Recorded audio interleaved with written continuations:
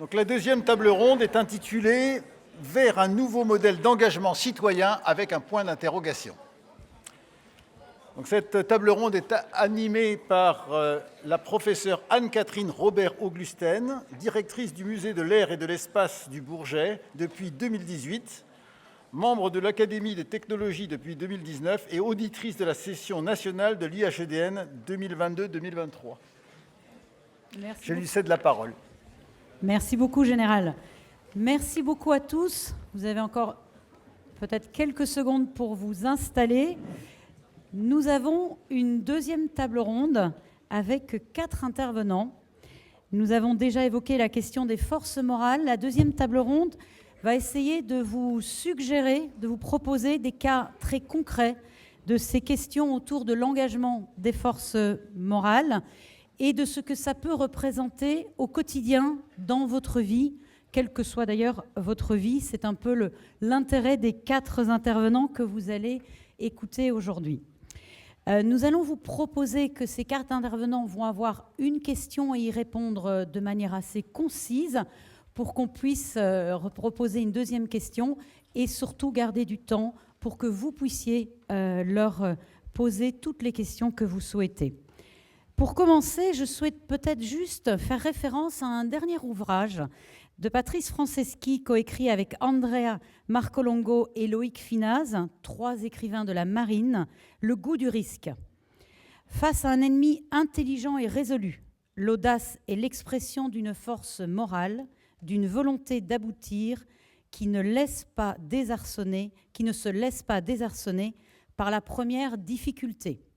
Ma première question sera donc pour Tristan Lecoq, inspecteur général.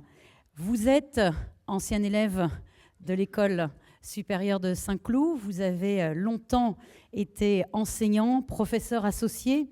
Et qu'est-ce que pourrait évoquer pour vous cette fameuse question des forces morales ?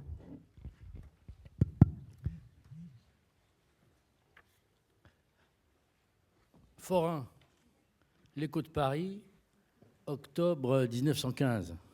2 poilus, n'ont pas encore le casque Adrien, discutent. Et vous voyez ce qu'ils se disent ? Pourvu qu'ils tiennent, qui ça, les civils ? Je comprends bien que ce soit une question des militaires, au fond, parce que pour que l'avant tienne, mon général, il faut que l'arrière tienne. Et par conséquent, cette question des forces morales mérite d'être posée. Mérite-t-elle d'être posée comme ça ? Je veux dire, comme elle l'a été. Quelques remarques sur l'origine de l'expression. On comprend bien que la force morale, c'est celle qui tient le soldat, pour qu'il tienne. On l'a bien vu. Passer du singulier au pluriel me semble singulier, si je puis dire.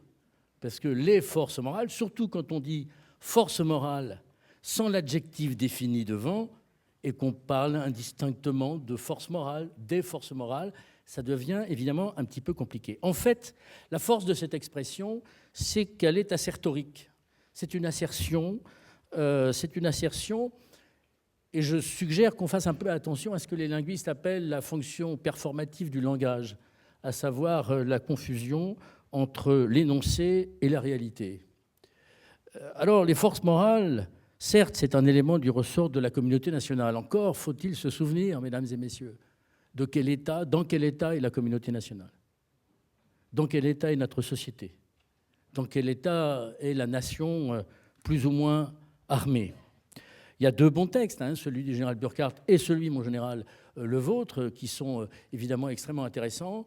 Pour s'adresser à la population française, il faudra un peu, à mon avis, un peu modifier le langage, et il faudra aussi aller un tout petit peu plus loin que le cercle sympathique et important qui est le nôtre aujourd'hui. Alors j'ai lu « Engagement du citoyen en faveur des militaires ». Ça, l'engagement, je sais ce que c'est. J'ai lu « Résistance face à l'épreuve ». Ça aussi, je sais ce que c'est.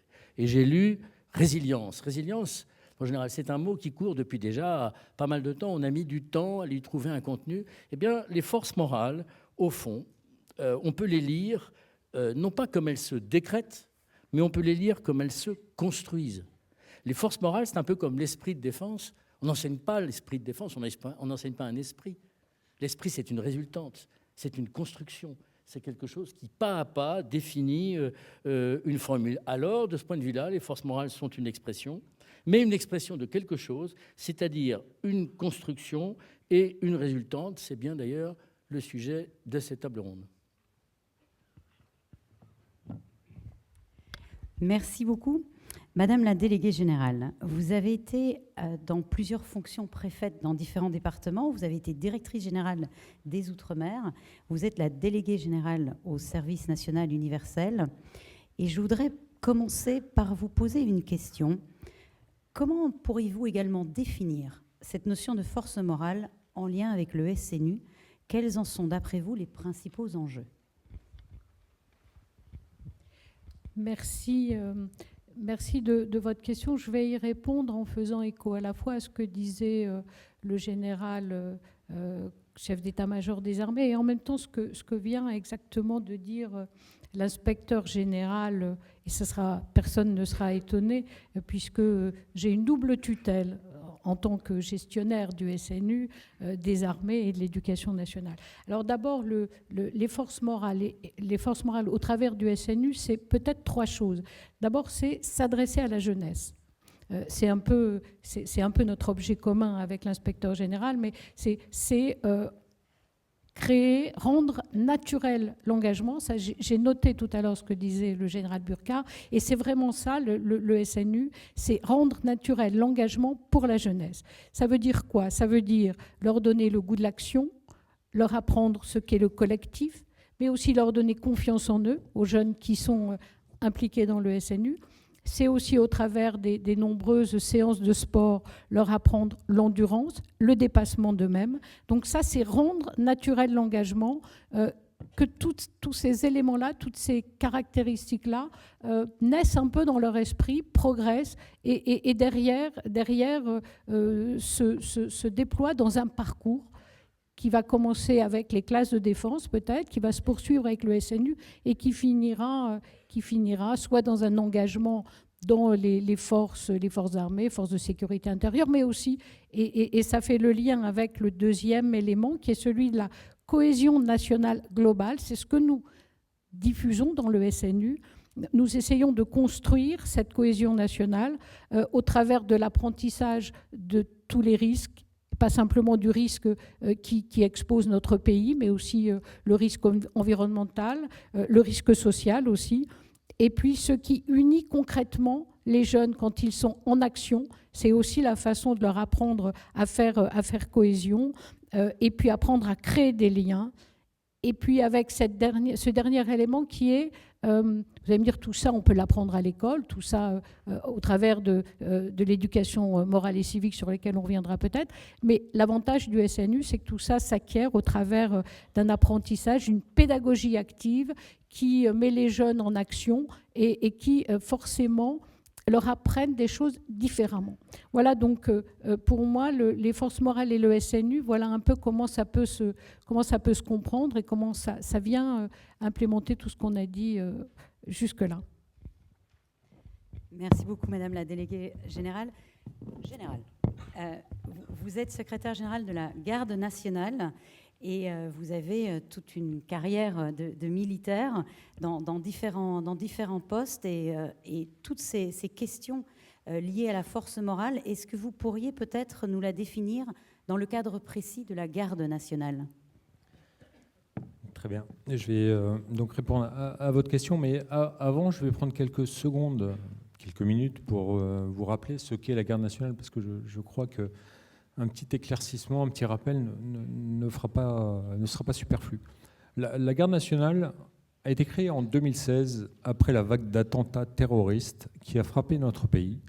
Le président de la République de l'époque, M. Hollande, a décidé de fédérer toutes les énergies qui se sont manifestées et qui voulaient être utiles à leur pays, des jeunes, des moins jeunes, des citoyens français, qui, pour faire face à l'adversité, ont décidé de donner de leur temps pour être utiles à leur pays. Et donc le président de la République a créé le réceptacle qu'il a appelé la Garde nationale. Et donc aujourd'hui, la Garde nationale fédère est composée de 77 000 réservistes opérationnels qui appartiennent aux deux ministères, le ministère des Armées et le ministère de l'Intérieur. 77 000, ils sont à peu près équitablement répartis dans chacun des ministères. Grosso modo, il y en a 40 000 de chaque côté. avec une perspective de montée en puissance, j'y reviendrai tout à l'heure, puisque le président de la République, au travers de la loi de programmation militaire, de la loi d'orientation et de programmation du ministère de l'Intérieur, a décidé aussi de doubler les effectifs des réserves opérationnelles. D'ici 2030, donc la garde nationale sera composée de 180 000 réservistes opérationnels. Quelques grands déterminants sur les réservistes opérationnels qui composent la garde nationale. 1 sur 2 est un actif, donc ça veut dire que 1 sur 2 travaille dans une entreprise, qu'elle soit publique ou privée. On a à peu près un tiers de ces réservistes qui ont moins de 30 ans. 14% sont des étudiants. On a un taux de féminisation de 21%.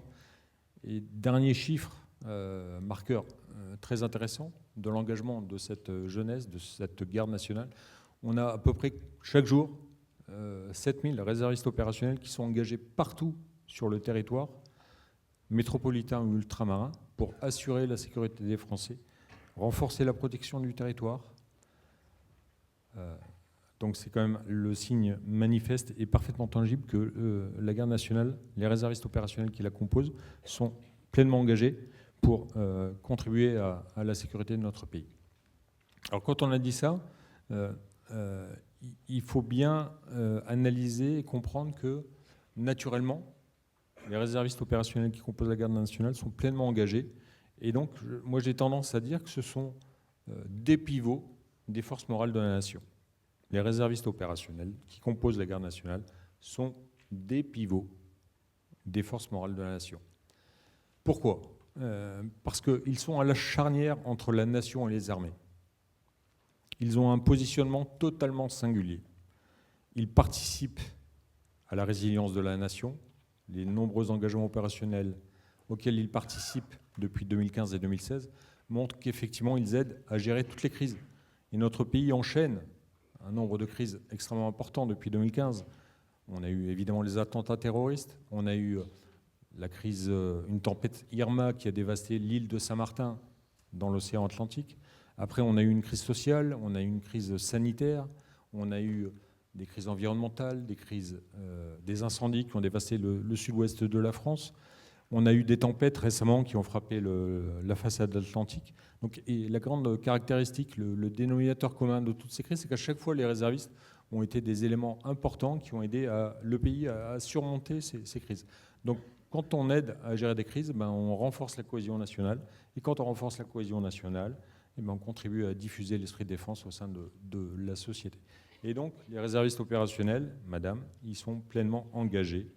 Et ils font partie des forces morales vives de la nation. Merci beaucoup, Général. Et on va revenir sur cette question des réservistes opérationnels et des réservistes citoyens. Marc Vanesson, donc vous êtes directeur du développement de la Croix-Rouge. Vous avez une carrière d'engagement au sein de différents postes et vous êtes actuellement à la Croix-Rouge. Et ma question, on va beaucoup parler d'engagement dans cette table ronde, dans cette fin de journée. Pour vous, comment est-ce que l'engagement citoyen est un des principaux leviers pour consolider cette question des forces morales? Merci beaucoup. Avant de répondre, j'ai envie de faire un petit détour parce que le petit dessin qui nous a été présenté par M. Lecoq m'a apporté la réponse au pourquoi de ce colloque, en fait. Je me suis dit, tiens, pourquoi est-ce que les armées nous invitent à parler des forces morales? Et finalement, on sent une inquiétude qui était reflétée dans ce dessin. Est-ce que les civils vont tenir, en fait? Et d'ailleurs, le général l'a dit en disant que dans les grands points d'inquiétude sur les livres blancs, etc., il y a la question de la cohésion nationale. Alors, si on fait un petit retour historique, c'est pas mon métier, mais quand on regarde les grands conflits, à la veille de la guerre de 14, on est quand même pas loin de... Enfin, en tout cas, certains s'inquiètent de la capacité à faire face à une menace. La France est extrêmement divisée. On a même des listes d'anarchistes qui seront de pacifistes, etc. Et en fait, on a été surpris presque de l'union sacrée qui s'est dégagée. Chacun fait son devoir, sans forcément grand enthousiasme, mais en tout cas, on a fait son devoir. Et en revanche, il y a deux autres conflits sur lesquels on fait une lecture rétrospective un peu inquiète. Il y a 1870, après la guerre, il y a ce fameux ouvrage de Renan, La réforme intellectuelle et morale, qui pointe justement les causes de la défaite en mettant l'accent sur le fait qu'on n'avait pas bien préparé, notamment nos élites, notamment sur les questions éducatives. Et puis, en 40, je ne sais pas si c'est vrai, mais en tout cas, voilà, l'étrange défaite, Marc Bloch, qui fait tout un paragraphe, enfin toute une partie de son livre, sur l'échec éducatif comme cause de la débâcle. Donc finalement, s'il y avait une façon de rassurer les militaires dans la salle sur dire comment faire pour que les civils tiennent, c'est d'investir dans l'éducation. Très, très fortement, très massivement. Et sans doute qu'il y a manifestement dans la loi de programmation militaire quelques investissements supplémentaires dans le matériel, et tant mieux. Mais il faut aussi investir dans la force morale, dans les forces morales par l'éducation. Donc c'est sans doute ce qui est fait à travers le SNU. Nous, à la Croix-Rouge française, on croit beaucoup à cette question de l'éducation à l'engagement. Comment est-ce qu'on aide les jeunes à s'engager pour être prêts face à toutes les crises. Donc nous, on est très axé sur cette question de la résilience. Et donc, on se prépare à toutes les formes de crise en permanence. Donc ça a été dit un peu tout à l'heure, on forme au premier secours, et honnêtement, on est très très mauvais en France par rapport à nos voisins du nord de l'Europe. Et on voit, par exemple, en Ukraine, là, que c'est vraiment important d'avoir des civils qui sont prêts à être formés au premier secours. Qu'est-ce qu'on fait d'autre ? On fait de l'initiation au risque de catastrophe. Donc on forme les populations civiles, comment faire face quand il y a un incendie, une inondation. Tout à l'heure, on nous a parlé de l'exemple du sac qui permet de tenir 72 heures en Finlande, mais en France, on a ce qu'on appelle le katakit. Donc on forme les populations civiles à avoir aussi leur petit kit de survie pour faire face à des situations d'exception. On forme aussi à la santé mentale. Pour avoir des forces morales solides, il faut avoir un mental solide. On a parlé tout à l'heure de la question des chocs psychologiques, des traumas en cas de crise, et ça fait partie des choses sur lesquelles on forme des citoyens, des bénévoles, pour faire du premier secours psychologique et demain du premier secours en santé mentale. On forme des secouristes, ça a été dit tout à l'heure, on a quand même des forces de sécurité civile très importantes dans notre pays qui jouent un rôle clé en cas de crise. Et par exemple, pour les Jeux Olympiques cet été, on a besoin de former massivement des secouristes. Donc n'hésitez pas, on en forme. On a besoin de renforcer notre capacité opérationnelle. Donc en fait, on peut se préparer pour être prêt en cas de crise. Ce week-end, dans toute la France, il y avait par exemple des journées nationales d'exercice qui mobilisaient des bénévoles de la Croix-Rouge dans toute la France pour traiter des scénarios de crise fictifs. Si une grande tempête traverse la France, abat nos réseaux électriques, nous met en incapacité d'avoir accès à nos mails, etc., comment on est capable de faire face?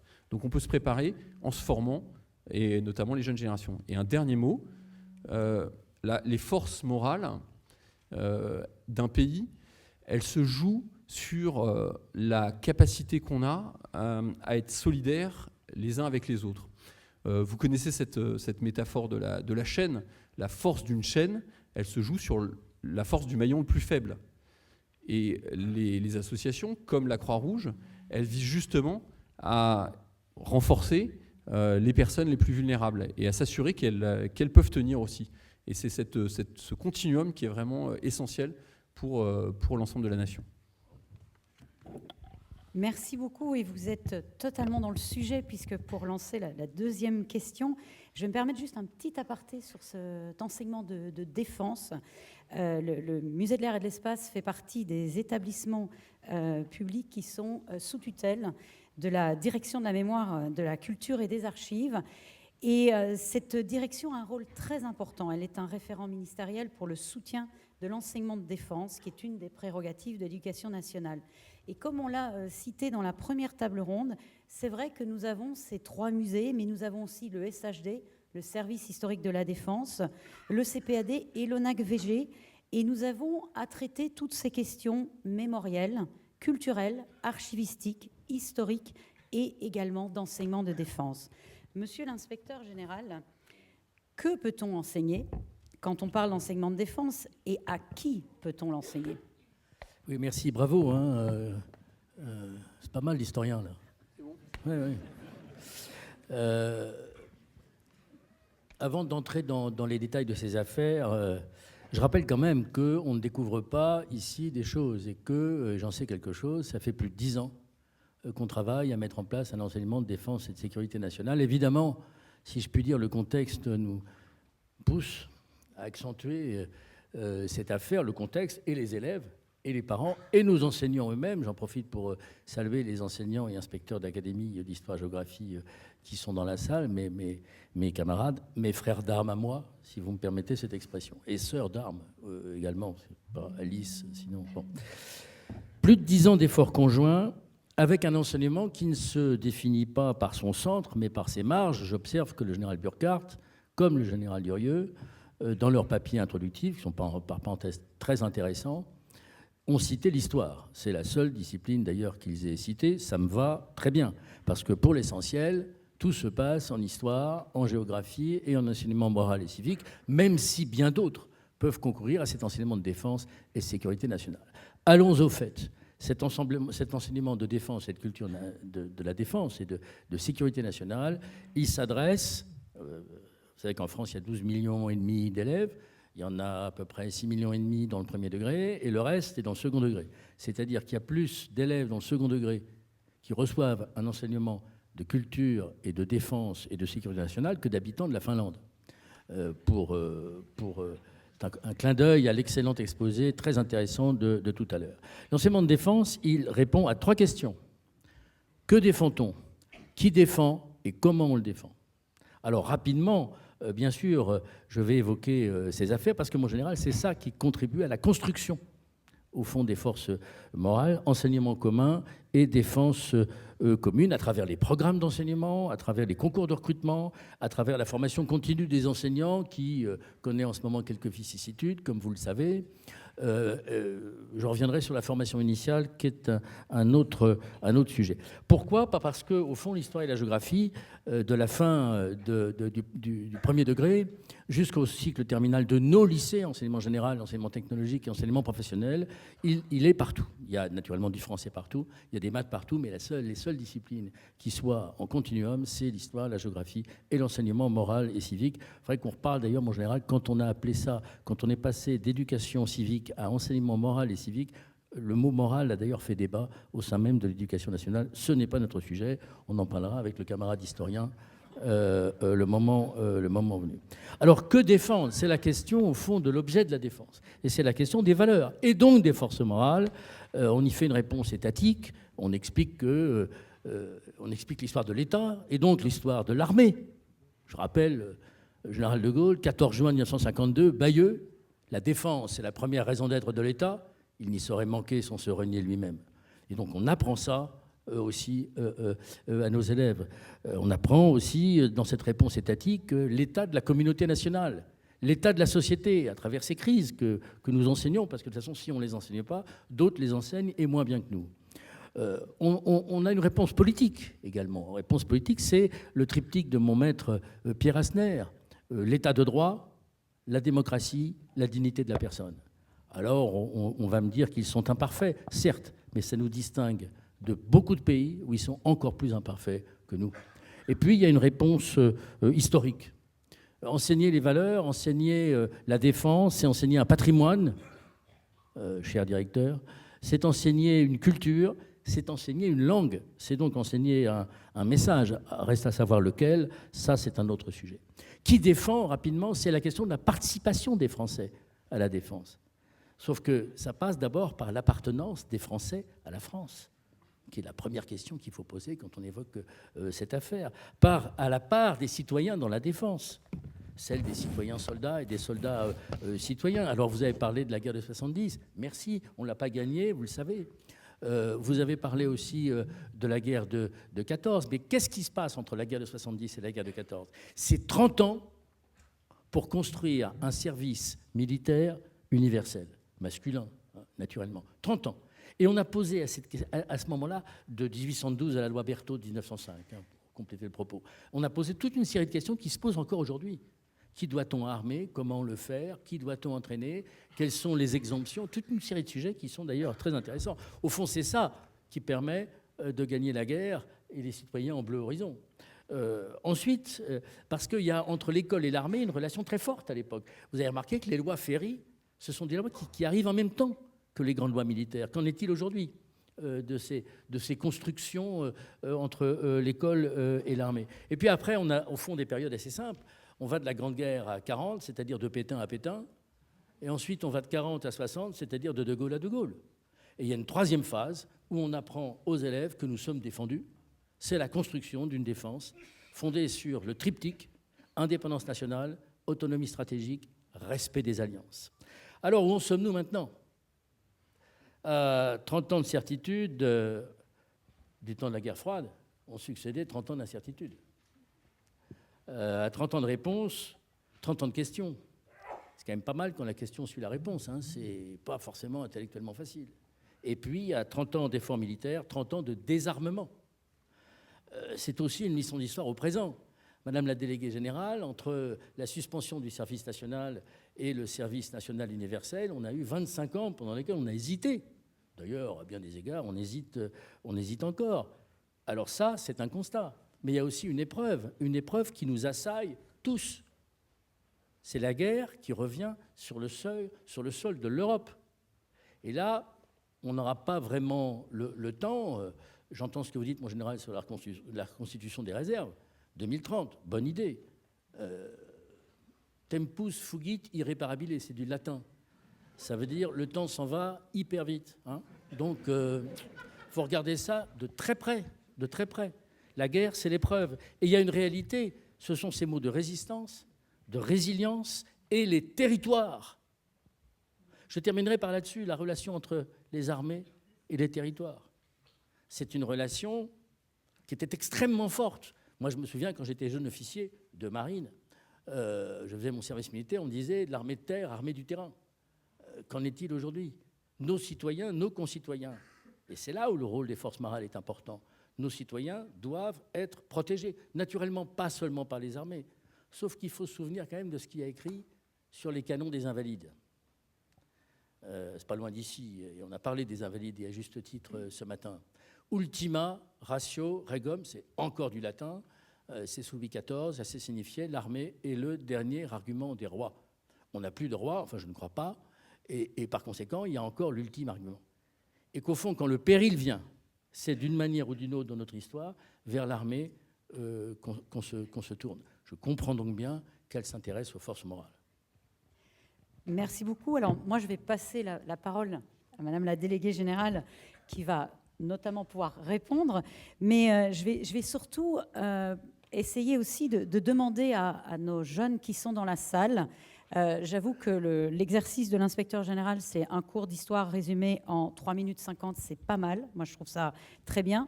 Mais par contre, je suis totalement consciente que pour vous, aujourd'hui, vous êtes d'une génération qui n'a pas techniquement connu la guerre.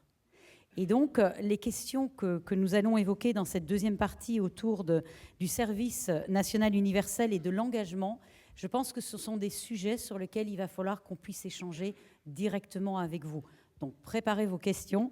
Et la mienne pour Madame la déléguée générale, qu'apporte le SNU en termes d'engagement des jeunes, dans notamment la question du rassemblement, et on ira bien sûr vers la question des réserves opérationnelles. Qu'est-ce que ça leur apporte ? Alors d'abord, juste dire quand même que le SNU n'est pas un service militaire dégradé aux nouvelles formules. Hein. On n'est pas du tout là-dessus. Hein. Donc, alors je pourrais m'expliquer sur ce que c'est, ce que ce n'est pas, mais ça n'est pas le service national revisité. D'ailleurs, je pense que sous cette forme-là, il n'a jamais été question de remettre en place le service national. Alors, qu'est-ce que le SNU apporte aux jeunes en matière d'engagement ? Eh bien, un petit peu dans la suite de ce que disait mon voisin, justement l'apprentissage de l'engagement. L'engagement, ce n'est pas quelque chose de naturel, c'est quelque chose qui s'apprend, qui s'explique. Il faut donner quelques directions, faire naître chez les jeunes aussi quelques envies. Donc, au SNU, on apprend à vivre l'engagement. On apprend aussi, j'insiste beaucoup, parce que, et peut-être que ça parle plus aux jeunes, certains sont des leaders naturels et ont le sens de l'action, savent ce qu'ils peuvent faire, comment ils peuvent le faire, d'autres moins. Et le SNU leur apporte aussi la capacité, la conscience qu'ils peuvent agir là où ils sont sur les sujets qui se posent à eux. Donc ça apporte ça. Ça apporte aussi une vision commune des risques. Vous l'avez dit les uns et les autres, les risques sont démultipliés, mais ils sont aussi divers. Et le SNU leur apporte une vision éclairée, raisonnable de ces risques. Et puis, ça leur apporte aussi le contact avec des gens qui sont engagés. Et ça, c'est extrêmement important. Le modèle du père, et donc la mise en contact avec des militaires, avec des pompiers, avec des policiers, avec des gendarmes, mais aussi avec des associations. Et au travers des associations, ceux qui sont engagés et qui, tous les jours, s'investissent pour une cause ou une autre. Donc ça leur donne aussi des modèles. Et ça, c'est très important parce qu'on se rend compte quand on fait des évaluations que c'est ce qui, au fond, les emporte le plus dans des engagements postérieurs. Voilà, donc après, on pourra revenir sur la notion de parcours et la notion de réserve. Mais d'abord, il faut montrer aux jeunes qu'ils peuvent s'engager, je ne vais pas dire qu'ils doivent, mais qu'ils peuvent s'engager, qu'ils en ont les moyens, qu'ils en ont les capacités et que surtout, la société, la nation a besoin qu'ils s'engagent. Absolument. Et Général, parlant justement de ces questions de modèles d'engagement, quels seraient pour vous les nouveaux modèles d'engagement qui émergent dans cette société civile? Est-ce que vous pourriez nous en donner un ou deux exemples, et notamment avec le rôle des entreprises? La question a été un peu évoquée lors de la première table ronde, mais peut-être vous pourriez développer ce rôle très important des entreprises dans la réserve active. Très bien, c'est une vraie question. La place et le rôle des entreprises dans cette notion de force morale. En fait, je vais vous répondre sous le prisme des fonctions que j'occupe de secrétaire général de la Garde nationale depuis le 1er août 2022. En fait, la Garde nationale, je vous l'ai décrite tout à l'heure. Il y a une grosse partie de mon activité qui consiste à aller vers les entreprises, vers les employeurs, qu'ils soient publics ou privés, pour signer des conventions de partenariat avec les personnes morales, de manière à ce qu'elles permettent à leurs salariés qui sont réservistes de s'engager beaucoup plus facilement et dans de bien meilleures conditions au profit des forces armées ou des forces de sécurité intérieure. Et là, depuis 2015-2016, je vous l'ai dit, un gros désir d'engagement de la jeunesse pour être utile à son pays en s'engageant dans la réserve opérationnelle, c'est un fait. Depuis à peu près le début de l'année 2022, alors je ne sais pas s'il y a un lien avec la situation internationale qui a été troublée avec la guerre aux frontières de l'Union européenne, mais en fait, j'observe vraiment que les employeurs, aujourd'hui, s'engagent aux côtés de ceux qui s'engagent. Et ça, c'est un vrai déterminant. Enfin, c'est quelque chose de flagrant. Ça veut dire qu'aujourd'hui, on a des employeurs qui décident, à leur tour, de s'engager de manière citoyenne pour soutenir l'engagement de leurs salariés qui ont fait le choix de servir dans la réserve opérationnelle. Alors, qu'est-ce qui me permet de dire ça ? Deux exemples. En fait, on a un nombre de conventions de partenariat qui est signé depuis le début de l'année, qui ne cesse de croître, qui est beaucoup plus important que ce qu'on faisait chaque année depuis 2015-2016. La Garde nationale, chaque année, signe en moyenne 120 conventions de partenariat. Là, sur les 10 premiers mois de l'année, j'en ai déjà signé plus de 150. Vous voyez que c'est un signal faible, vous allez me dire, mais en tout cas, je considère que c'est un signal qui mérite d'être analysé à l'aune peut-être de la situation nationale et de la situation internationale. Et puis après, deux exemples concrets, si vous me le permettez. Deux entreprises. Alors, une première qui est liée au monde de la pharmacie, avec laquelle j'ai signé une convention de partenariat il y a un an. Donc, quand je signe cette convention de partenariat, il n'y avait que 2 réservistes opérationnels dans la société, dans l'entreprise. Aujourd'hui, un an après, il y en a plus de 20. Donc, c'est bien la preuve que la personne qui incarne, la personne morale incarnée par le chef d'entreprise croit en la valeur de l'engagement, la véhicule, la valorise, la fait connaître au sein de son entreprise. Et au bilan, quand le chef, c'est un vieux principe militaire, quand le chef montre l'exemple, et ben derrière, ça suit. Et ça, c'est extrêmement encourageant, c'est extrêmement positif. Après, un deuxième exemple qui concerne une entreprise que tout le monde connaît, la SNCF, pour ne pas la nommer. On a un directeur général, un président directeur général de la SNCF aujourd'hui qui est absolument convaincu de la valeur de l'engagement. Il la porte vraiment au plus haut sommet de son entreprise. Il la diffuse, il la fait rayonner. À tel point qu'on a un carré de réservistes opérationnels de la SNCF qui ont défilé sur les Champs-Élysées le 14 juillet dernier. Et récemment, la Garde nationale a organisé sa rencontre à la Bibliothèque nationale de France. Et M. Farandou, qui est le président directeur général, est intervenu sur une des tables rondes qu'on avait organisées. Et donc lui, il nous a dit, aujourd'hui, j'ai 1000 réservistes opérationnels dans les rangs de la SNCF, et ben demain, je m'engage à en avoir 2000. Donc vous voyez, en fait, il devient acteur des forces morales. C'est ça qui est extrêmement intéressant. C'est ça qui est extrêmement intéressant. Et je trouve que c'est une petite révolution qui méritait quand même d'être soulignée par 2 exemples précis. Alors, ils ont des valeurs d'exemple, évidemment, mais en tout cas, moi, j'ai une lecture plutôt positive et optimiste de l'engagement des employeurs aux côtés de ceux qui s'engagent. Je vous remercie, Général, et j'en suis d'autant plus convaincue qu'effectivement, la posture du manager qui s'engage, les 2 modératrices de cet après-midi sont toutes les 2 réservistes citoyennes, armées de l'air et de l'espace. Je suis vraiment désolée, mais voilà, il y a d'autres réserves. Mais c'est bien un engagement qui est un engagement qu'on nous a proposé et que l'on fait en plus de toutes les charges que nous avons par ailleurs. Je suis convaincue que cet engagement sert aussi d'exemple pour d'autres qui pourront, dans nos agents respectifs ou dans nos collègues, pourront pouvoir suivre aussi notre exemple. Et parlant justement d'exemples précis pour la Croix-Rouge, on parle de nouveaux modèles d'engagement citoyen. Il y a une forme d'éducation à l'engagement et vous avez, je crois, des exemples précis d'actions auprès de la Croix-Rouge. Je partage tout à fait l'optimisme du général, puisque à la Croix-Rouge française, on a de plus en plus de bénévoles, et sur ces bénévoles, on a de plus en plus de jeunes. Aujourd'hui, sur nos 72 000 bénévoles, on a plus de 15 000 bénévoles de moins de 30 ans.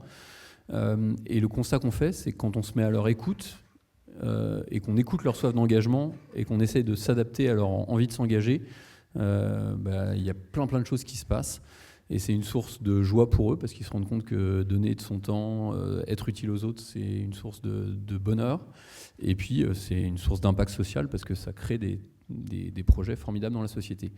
Et alors, on a développé, il y a quelques années déjà, au sein de la Croix-Rouge, ce qu'on appelle les options Croix-Rouge. Merci beaucoup. Merci.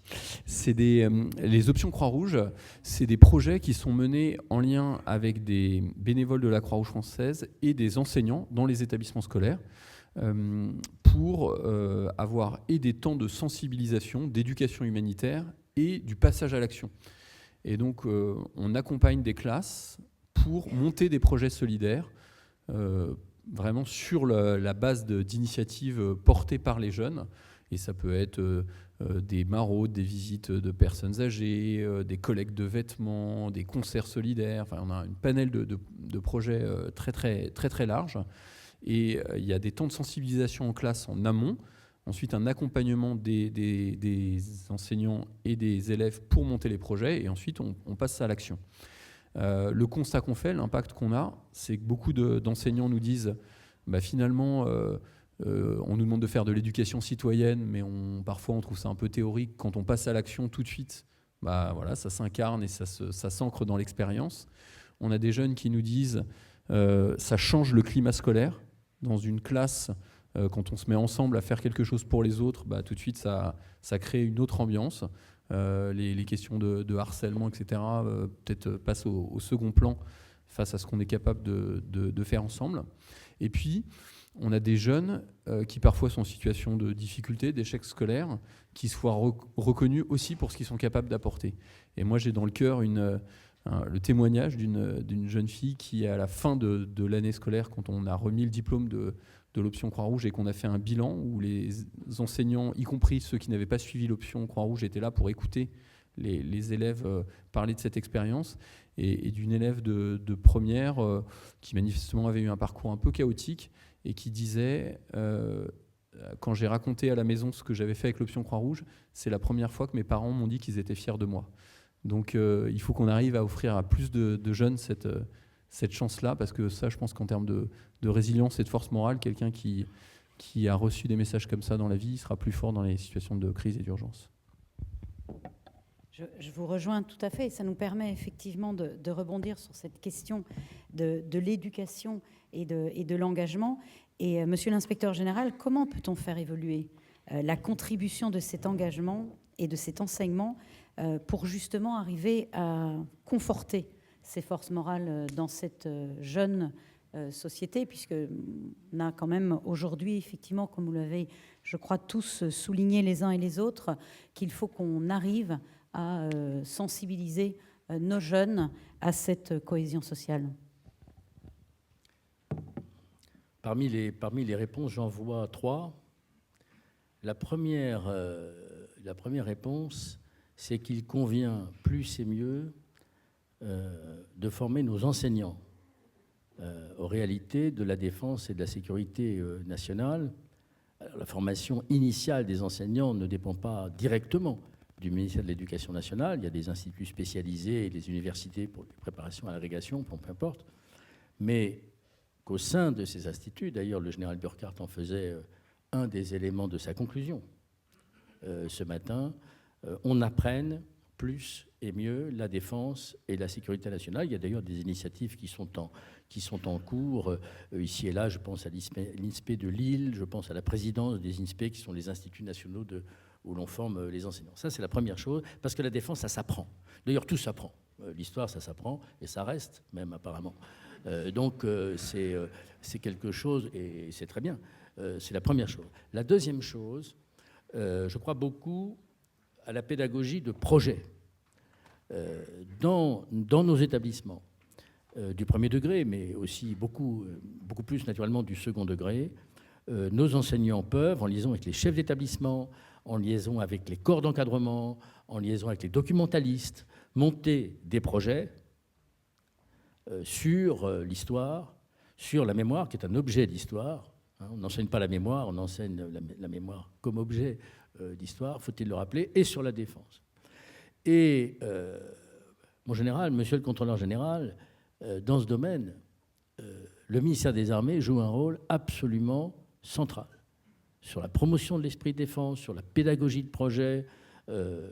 Très rares sont, parmi les dizaines, parmi les centaines de projets qui arrivent et que nous examinons ensemble au ministère des Armées, très rares sont ceux qui sont refusés. La plupart du temps, d'ailleurs, on leur demande de réactiver ou de changer leur projet. Et donc, il y a cette deuxième réponse qui est la pédagogie de projet. Vous parliez très justement de cette espèce de coalescence de l'engagement, du fait que des classes qui s'engagent, y compris sur ces projets, dans les classes, je rappelle quand même le nombre de millions d'élèves. Donc, il y a 12 000 établissements publics dans ce pays. Il y a 45 000 enseignants d'histoire-géographie, dont il faut rappeler que c'est plus que les effectifs de la Marine nationale. Donc, c'est des gens qui pèsent, et vous allez vous en rendre compte lors du débat tout à l'heure. Il y a donc cette pédagogie de projet. Il y a un troisième élément. Je pense que les élèves peuvent devenir, dans une certaine mesure, et j'ai mis du temps pour le comprendre, parce que devenir jeune prend du temps, comme disait Cervantes. Les élèves peuvent devenir eux-mêmes acteurs de la défense. Je veux dire, ils peuvent devenir dans les classes, ils peuvent s'adresser à leurs enseignants, s'adresser à leurs enseignants d'histoire et de géographie, et puis si ça ne marche pas avec eux, il y a les autres, de façon à ce que dans les cours, à ce que cette sensibilisation, cette culture, cette transmission se passe. Je rappelle quand même que le premier objet de l'école, c'est de transmettre un savoir vérifiable et vérifié. Et par conséquent, on a là, me semble-t-il, trois éléments de réponse à la question, madame et chers camarades, que vous posiez. Merci beaucoup, monsieur l'inspecteur général. Et madame la déléguée générale, justement, pour revenir sur cette question d'engagement citoyen, quels pourraient être des exemples précis qu'on pourrait adresser à nos jeunes dans la salle, par exemple pour 2024 ? On a des objectifs pour 2024 et on a une situation générale aussi, comme on l'a tous rappelé, notamment avec l'organisation des Jeux olympiques et paralympiques. Qu'est-ce que vous pourriez peut-être nous suggérer comme exemple pour cette question d'engagement citoyen ? Alors pour l'année 2024, le SNU, j'allais dire, se renouvelle d'une certaine façon avec des classes et lycées engagés. Alors c'est tout à fait l'illustration de ce que vient de dire l'inspecteur général Lecoq, c'est l'engagement soit d'une équipe éducative, soit d'un chef d'établissement sur un projet annuel d'engagement et qui embarque une classe ou plusieurs classes de seconde et qui, au travers de cette année dont le projet est un engagement donné, embarque la classe sur un séjour SNU autour de 4 colorations, enfin qu'on a appelé des colorations, donc 4 typologies de projets. Défense mémoire, on comprend bien, je ne reviens pas là-dessus, c'est tout ce qu'on vient de se dire, mais aussi JO, enfin, JOP, JO et sport, ça peut être aussi l'environnement, et ça peut être aussi, ça fait tout à fait écho à ce que vous disiez, résilience et prévention des crises. Donc pour l'année 2024, ce renouvellement du SNU répond un petit peu à votre question d'engagement citoyen. À côté de ça, la secrétaire d'État vient de dynamiser, on va dire, les missions d'intérêt général qui sont la suite du séjour SNU, qui sont l'engagement court, qui peut être suivi derrière d'engagement long, comme on l'a dit, comme le disait le général, au travers soit du service civique, mais aussi des réserves ou des préparations militaires. Mais les missions d'intérêt général, on vient un peu de les dynamiser au travers de la création de brigades citoyennes qui permettent aux jeunes qui ont fait le séjour du SNU de s'engager très concrètement dans leur collectivité ou à l'intérieur d'une grande association qui travaille notamment sur, d'un côté, la gestion du risque, du post-risque.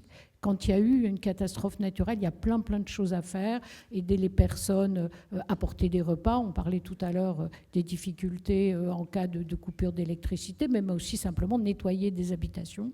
Donc il y a ce premier volet. Et puis il y a le deuxième volet que vous évoquez, qui est celui des JO, et où on va avoir des missions d'intérêt général qui vont venir appuyer les équipes qui vont accompagner ce grand mouvement olympique, et notamment autour des cérémonies d'ouverture. Donc on a là des configurations nouvelles autour du SNU qui embarquent les établissements qui ont un projet d'engagement sur l'année et qui peuvent choisir une des 4 colorations qui sont au fond les sujets importants qui se posent à notre société. Et puis ces brigades citoyennes, donc soit pour la gestion du risque climatique et les suites, ou bien soit pour les JO et des cérémonies d'ouverture et les grandes manifestations sportives. Merci beaucoup. Je retiens dans votre réponse, et pour relancer la question pour notre général, la question du sens. On a le sentiment que notre société, et notamment nos jeunes, ont un questionnement autour du sens à donner. Comment est-ce qu'on pourrait imaginer de faire évoluer la contribution justement de la société pour redonner ce sens à notre jeunesse ? Merci. Dans les fonctions que j'occupe de secrétaire général de la Garde nationale, j'ai la chance de pouvoir échanger avec des jeunes, et tous sont en quête de sens. En fait, c'est aussi une des grandes caractéristiques de notre jeunesse aujourd'hui. Elle zappe, elle passe d'un sujet à l'autre très rapidement. Mais en tout cas, il y a quelque chose qui l'anime, c'est vraiment la quête de sens. Et ça, je pense qu'il faut qu'on capitalise sur ce sujet-là pour essayer d'impulser une nouvelle dynamique. Alors moi, j'aurais tendance à dire qu'il faut une approche qui soit totalement partenariale et plutôt globale. C'est-à-dire qu'on est tous, 4 intervenants autour de cette table ronde, avec des univers provenant d'univers totalement différents. Mais en tout cas, je pense vraiment, et je vais reprendre l'image de la chaîne que vous avez prise, monsieur, on est chacun un maillon de la chaîne. Et en fait, pour que la chaîne affiche une tension nominale et qu'elle joue pleinement son rôle, il faut que tous les maillons soient parfaitement imbriqués. Donc je pense que c'est là une réussite collective, en fait. On ne peut pas donner du sens que dans une seule direction. Il faut vraiment qu'on ait une capacité à fédérer et à aller vers les autres dans une approche totalement partenariale. Alors, à mon humble niveau, la Garde nationale contribue et essaye de redonner du sens à la valeur de l'engagement auprès de la jeunesse. Alors, je vais vous prendre quelques exemples pour illustrer mon propos.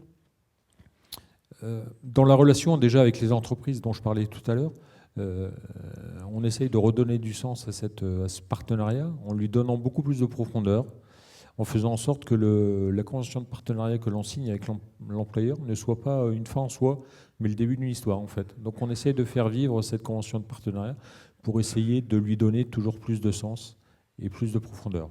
Après, on organise, vous avez parlé des territoires. Alors évidemment aussi, il faut qu'on aille dans les territoires. C'est extrêmement important parce que les réservistes opérationnels, les forces morales, elles sont aussi dans les territoires. Et donc, on a toute une partie de l'activité de la garde nationale qui se déroule aussi dans les territoires. J'ai la chance d'avoir un réseau de correspondants de la garde nationale dans les territoires que j'anime pour essayer d'impulser la dynamique que l'on définit au niveau central. On a aussi des entreprises aujourd'hui qui sont de plus en plus en demande. En fait, j'interviens vraiment beaucoup actuellement dans des entreprises pour aller expliquer le sens de l'engagement dans la réserve opérationnelle. Donc ça aussi, c'est un élément parmi d'autres qui permet de dire que c'est important, cette quête de sens est bien présente et il faut la faire vivre.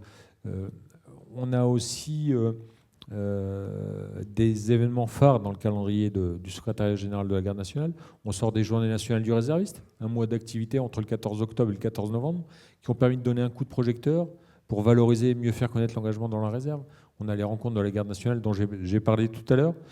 On a le salon des maires des collectivités locales aussi qui s'est terminé vendredi dernier, jeudi dernier, et qui a été aussi un moyen de montrer que on avait besoin des collectivités territoriales parce que les collectivités sont les premiers acteurs de la résilience dans les territoires. Donc voilà, je pense vraiment qu'il faut qu'on ait une approche totalement globale et totalement partenariale et il faut aller vers les autres si on veut, et notamment aller vers la jeunesse si on veut la convaincre de s'engager. Merci beaucoup, Général. Et Marc, comment peut-on valoriser justement cette complémentarité entre les actions des armées, qui sont très nombreuses, et peut-être d'ailleurs parfois pas suffisamment connues de la société civile, et justement cette société civile qui peut-être d'une certaine manière est en demande de sens, d'engagement, et ne connaît pas toujours ce qui est possible de faire. Comment est-ce qu'on pourrait renforcer cette complémentarité d'action ? J'ai écouté avec beaucoup d'attention ce que disait le général sur la nécessité justement de cette complémentarité. On sait qu'en France, il y a quand même une tentation générale de la puissance publique à vouloir tout faire. Quand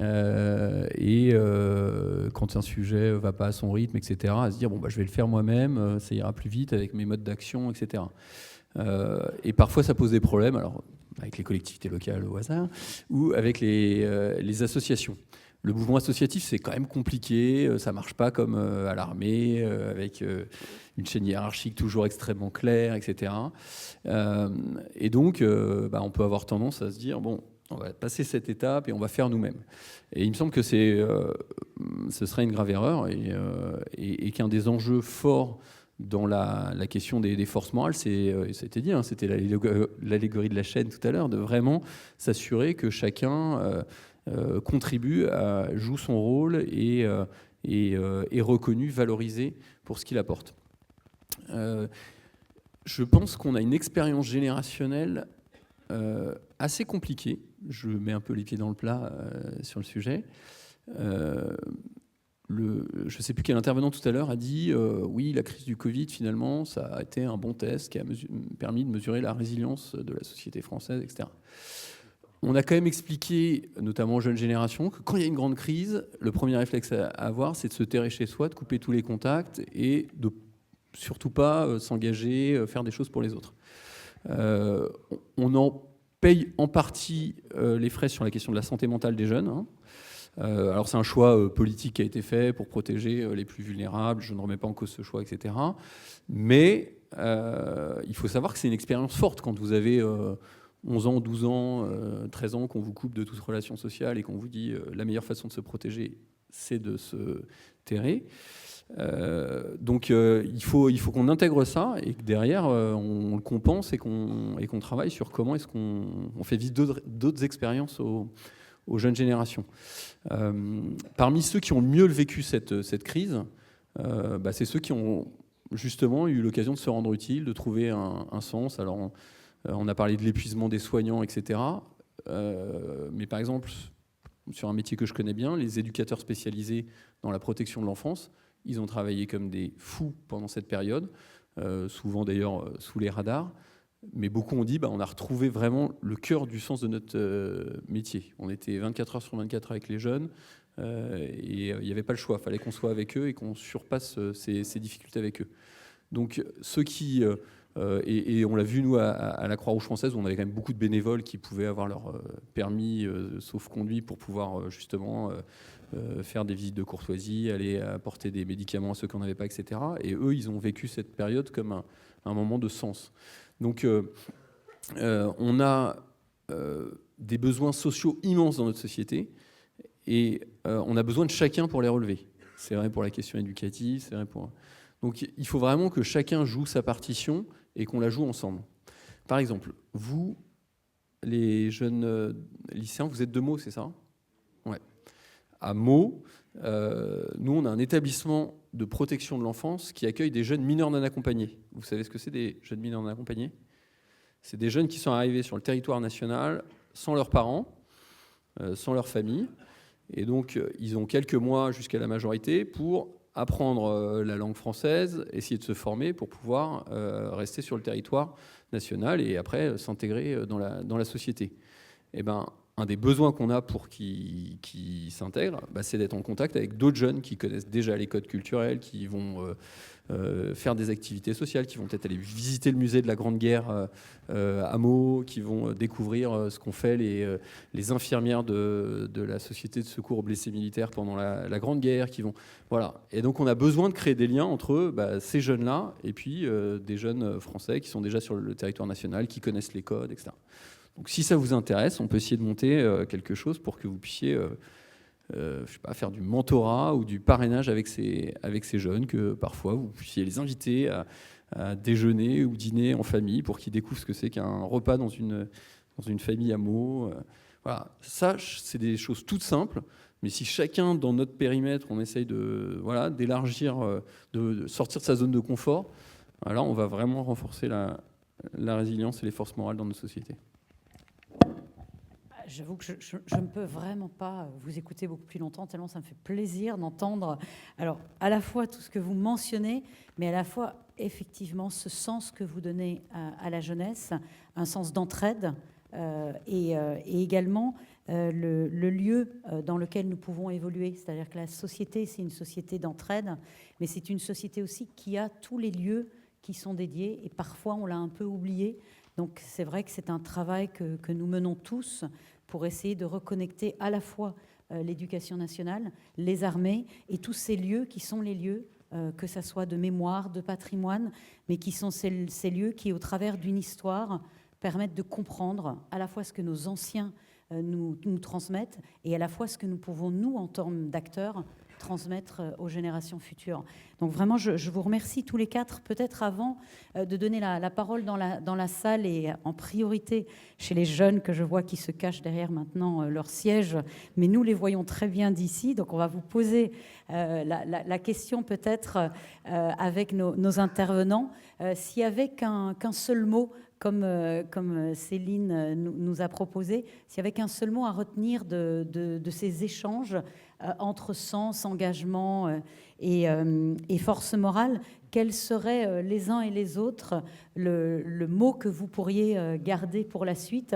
Et cette question, j'aimerais pouvoir la poser à nos jeunes dans la salle ensuite. Peut-être Général, un mot.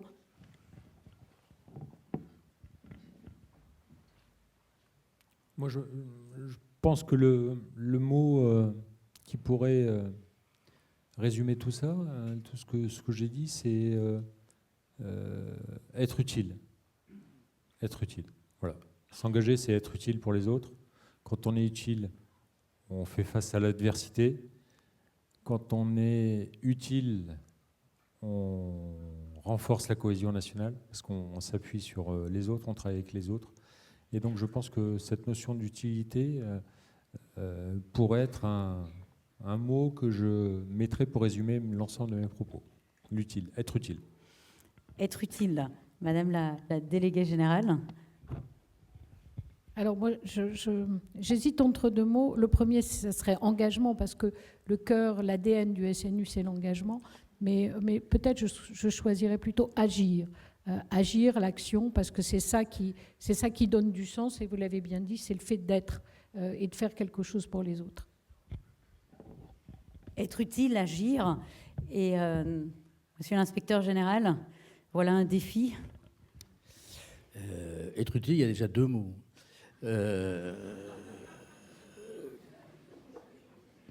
D'abord, puisque je ne sais pas si j'aurai l'occasion de le dire, je voudrais féliciter et remercier l'état-major des armées et l'Académie de défense de l'école militaire en général pour avoir monté cette opération. Il y a désormais une division force morale à l'état-major des armées.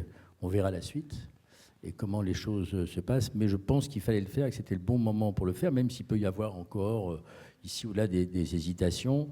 Ni optimisme, ni pessimisme, mais lucidité et détermination.